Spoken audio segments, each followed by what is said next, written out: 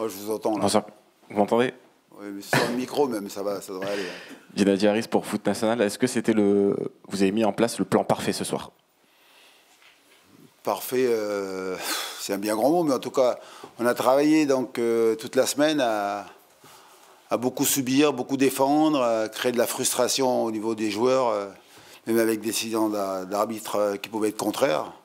C'était dans cet esprit, quoi, parce qu'on savait que cette équipe du PSG, d'ailleurs, si j'ai à comparer, je vous le dis entre nous, mais la défense qu'il y a eu là, donc, contre l'équipe de Toulouse, vous vous souvenez, donc la défense, là, il a mis l'équipe type avec Mendes à gauche, Pacho, Hakimi et Marquinhos. Donc c'est vrai qu'on s'attendait à... Je pense qu'il allait faire tourner, puis il a mis une grosse équipe, donc ça montre peut-être aussi le respect qu'il a pour nous, mais on s'attendait à beaucoup souffrir. Voilà, donc on s'attendait à être... Ça a été un match d'ailleurs compliqué, hein. Mes joueurs sont rentrés après le match avec des crampes. Voilà, c'est la première fois que je vois mes joueurs s'arracher comme jamais, quoi. Donc ça a été un match difficile pour nous, hein. Donc c'est une belle équipe du PSG. Après, on a provoqué la réussite aussi, on a fait ce qu'il faut, mais jouer comme ça, ne faire que défendre, la plupart du temps, vous perdez. Coach, bonsoir, Mourad Sefiane pour la Source Parisienne. Quelles étaient les lacunes du Paris Saint-Germain sur lesquelles vous avez travaillé toute la semaine? L'efficacité, le réalisme. Parce que ils sont rentrés beaucoup de fois donc, dans notre surface, ils ont eu pas mal de situations. Après, aujourd'hui, on va pas peur des mots aussi, c'est qu'on a provoqué la réussite. 2-3 fois, il y a des situations où vous avez vu Warren Zaïre-Emery, quand il rentre dans la surface, il y a une légère faute, il y a eu des tirs contrés. Je me souviens au premier mi-temps, il y a un poteau, le gardien il se retourne, il arrive à capter le ballon, donc on a aussi un peu de réussite. Mais le PSG a manqué de réalisme. Mais sinon, les jouets, c'est l'équipe qui a le ballon, qui, dès la perte de balle, ils veulent récupérer très vite le ballon, ils vous mettent un long pressing, ils vous fatiguent, ils vous usent. Après, il a toujours dit, moi je veux pas un buteur avec 50 buts, il veut plusieurs buteurs. Alors aujourd'hui, c'est là où ça blesse, quoi. Il n'y a pas de... Ramos, il fait son retour.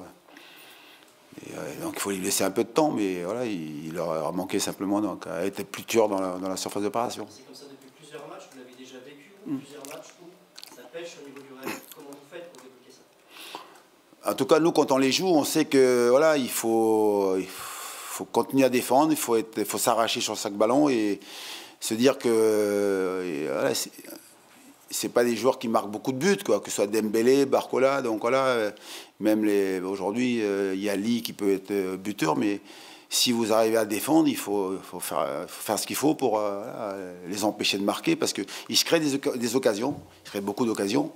Et aujourd'hui, pour eux, la difficulté, j'ai le souvenir, moi, du match, je l'ai regardé contre l'Atlético de Madrid, ils en ont des occasions. Hein. Camille, il s'est retrouvé combien de fois face au gardien? Mais c'est lui qui souvent, donc, aujourd'hui, est buteur, quoi. À l'image de ce soir, c'est lui qui marque le but, quoi. Bonsoir, coach. Oui. Vous avez fait un choix fort aussi en changeant votre gardien. Quelle était la motivation? Est-ce que vous trouviez qu'Alban Lafont n'était peut-être pas au niveau que vous attendiez? Et qu'est-ce que vous avez trouvé, comment est-ce que vous avez trouvé Patrick Cargren? Choix fort, forcément que quand vous enchaînez les les mauvais résultats, pardon, à un moment donné, il faut prendre des décisions. Alors, vous pouvez penser que c'est une sanction contre Albon, mais non, aujourd'hui, Albon, il avait besoin donc de les récupérer. Les performances ne sont pas au mieux, mais je sais que c'est ce qu'il subit aujourd'hui avec des supporters qui s'en prennent à lui. Donc voilà, il a besoin donc, de le mettre un peu de côté. C'est ce que j'ai fait, pardon. Parce que donc c'est un peu compliqué pour lui en ce moment. Et voilà, je voulais aussi voir ce que valait notre Viking. Là. Donc voilà, Patrick est rentré. Il a de la réussite, il provoque la réussite, et il attire les ballons, donc voilà. Et il fallait provoquer un espèce d'électrochoc au niveau du groupe et au niveau de la défense aussi, donc même si l'entame de match est catastrophique. Hein. On a fait mieux que contre Le Havre le week-end dernier. Hein. Le week-end dernier, on a pris un but au bout de 2 minutes 30, ce soir c'est 1 minute 50. Hein. Après, ce qui est bien, c'est que là, on s'est révolté. On était capable d'arracher un point du nul, quoi. Bonsoir coach, Ilias Peters pour 90 minutes. Justement, vous arrivez au Parc des Princes avec 4 défaites consécutives, vous encaissez un but au bout d'1 minute 50. Est-ce que vous vous attendiez à cette réaction et même à ce point pris finalement au Parc des Princes ce soir? Merci. On a travaillé pour ça, donc on a imaginé, j'ai parlé de la frustration qu'on a créée toute la semaine, à être mené au score. On savait qu'on... Je voyais pas mon équipe ici, donc être capable d'ouvrir le score et puis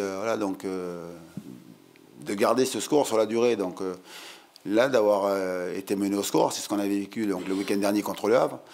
C'est un superbe test pour voir ce qu'on a au niveau donc, de l'énergie, la force, la résilience, l'abnégation. Et ça a été super intéressant, quoi. C'est le point du courage, le point de la révolte, et puis c'est surtout le point de l'espoir. C'est ce que j'espère, quoi.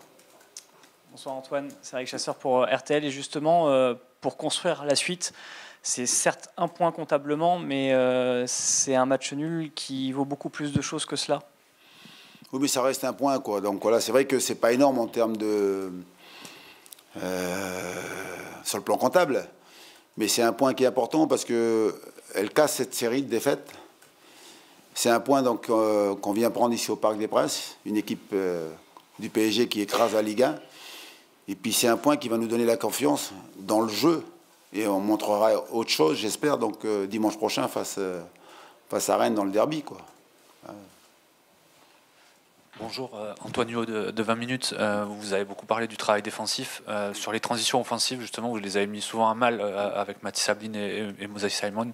Est-ce que c'était travaillé particulièrement sur la défense du PSG cette semaine? Ou est-ce qu'il y avait un plan préparé justement sur les transitions offensives? Vous savez, donc après le match qu'on perd dimanche contre le Havre, dès mardi, donc le premier entraînement, on a travaillé avec ça. Toute la semaine, on n'a fait que ça. Voilà, accepter de ne jamais avoir le ballon, accepter de ne faire que défendre, de faire que reculer. Et puis après, donc, travailler sur les phases de transition avec les espaces qu'on allait avoir. Voilà, et puis profiter, mais surtout donc, avec les premières relances qui étaient importantes. Puis après les courses, des pistons, puis des attaquants. Coordonner les déplacements, il y en a un qui décroche, un qui plonge. Voilà, essayer donc de varier les appels aussi pour pouvoir justement perturber cette défense. Et puis après, aller au bout de nos situations. On l'a fait une fois, voilà. Ça a payé.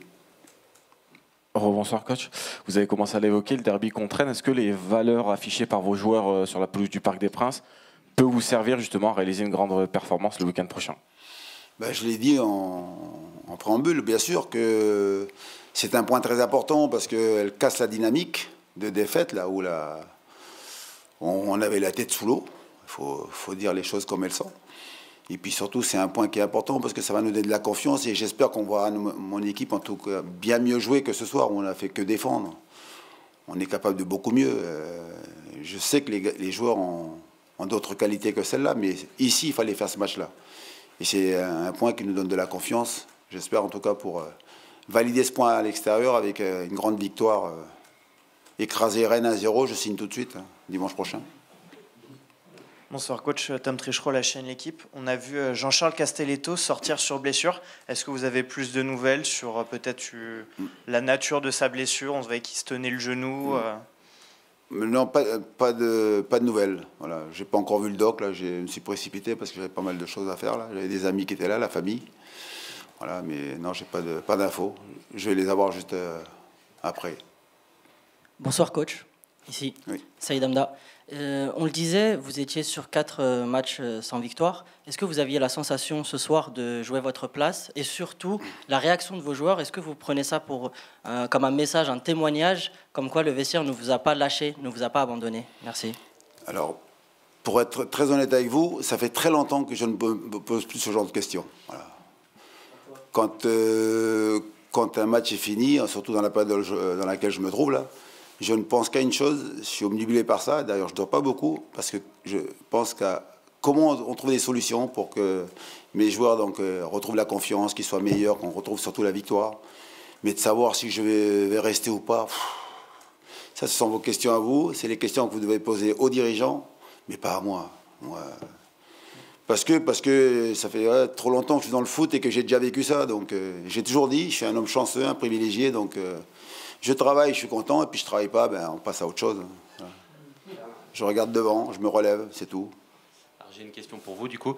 Mostafa Mohamed n'était pas sur la feuille de match. Est-ce que c'était un choix? Est-ce qu'il s'est passé quelque chose qui a motivé cette volonté? Non, il était malade là aujourd'hui, donc il n'était pas au mieux. Donc c'est pour ça que comme on avait 21 joueurs, donc je l'ai mis donc hors du groupe quoi. Merci. Voilà, merci à vous. Bonne soirée.